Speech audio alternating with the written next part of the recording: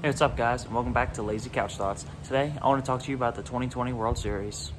I want to start off by saying congratulations to the Los Angeles Dodgers. They break their 32-year drought of winning World Series as they won their first World Series since 1988.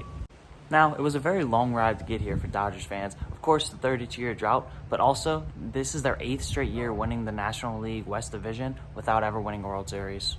On top of that, this is their 3rd year out of 4 that they've made the World Series. You see, the Dodgers' journey started well before this year. It actually started back in 2016. In 2016, their title hopes were crushed by the Chicago Cubs, who in the NLCS, who went on to win the World Series for the first time in over 108 years. Then in 2017, they lost to the Houston Astros in 7 games in the World Series. But as we all know now, there's something a little fishy with that. Now, regardless of what the Astros were doing, the Dodgers lost in the playoffs for the 6th consecutive year, and for the 2nd year in a row, they lost to the eventual World Series champions. Now, despite all this, the Dodgers entered the 2018 season with the highest title odds. The Dodgers ran through the National League that year, but then they ran into a buzzsaw of the Boston Red Sox in the 2018 World Series, losing in just 5 games. And the one game that they did win, they only won because the Red Sox threw it away in 18 innings. So that was yet a 3rd year in a row that they lost to the eventual World Series champions. But 2019, they enter the year again as the title favorites. They run through the National League and have the 2nd best record in baseball, but then they lost in 5 games in the divisional series to the eventual World Series champion, Washington Nationals. The Dodgers finally had enough of losing every year, so they went out this season and picked up the 2nd best player in baseball when they traded for Mookie Betts from the Boston Red Sox. So, they actually entered this season with the highest odds to win the World Series yet again. The Dodgers were supposed to be this baseball super team, then all of a sudden, a little thing called the coronavirus hit in March and almost canceled the entire season. Honestly, at this point, I just have to assume the Dodgers fans just thought they would never win again because everything was lining up against them. After all these years of coming up short, they finally get the player that they think is going to bring them over the hump, and then coronavirus shuts down the entire world. Nevertheless, the season gets played, but then almost a week into the season, it almost gets shut down again because the Miami Marlins had a giant outbreak, followed by the St. Louis Cardinals, who also had a giant outbreak. Both teams had to postpone baseball activities for almost 2 weeks when there was no games played, and most fans were left wondering how they would ever make up all the games. But after countless doubleheaders, they somehow made up enough games for everyone to qualify for the shortened postseason. The Dodgers finished with the best record in baseball, but because of the shortened season, they allowed 8 teams in each league to get in. So because of this, the Dodgers actually had to play in the wild card round against the Milwaukee Brewers. However, the Brewers were no match for the mighty Dodgers as they swept right through them in 2 games. Next, they faced the Slam Diego Padres in the division round, yet they swept through them too, 3 games to none.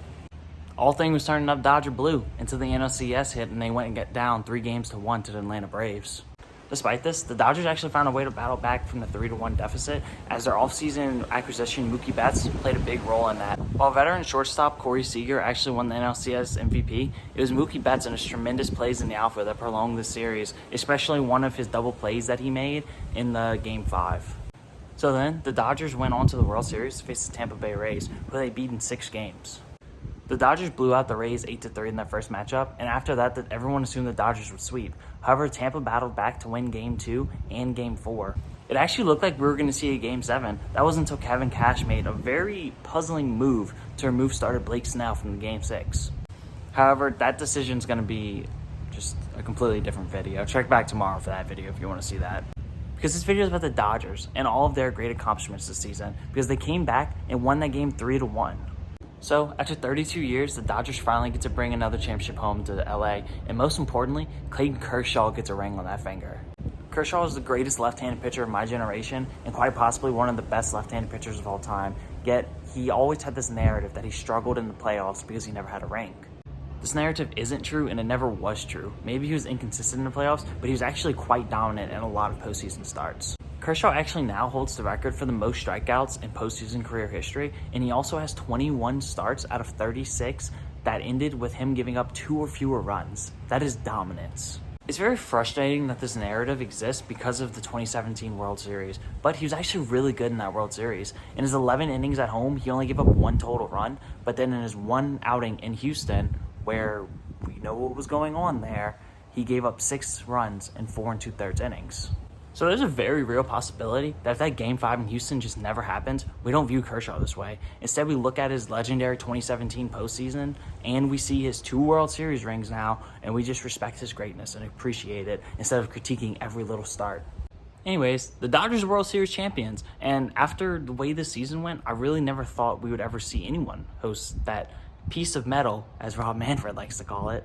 Between the Astros scandal, the falling out of multiple managers and different teams from that scandal, all of the COVID scares, and even Rob Manfred referring to the Commissioner's Trophy that's named after him as a piece of metal, we made it, guys. We finally arrived, and we finally got to see someone win a World Series championship this year.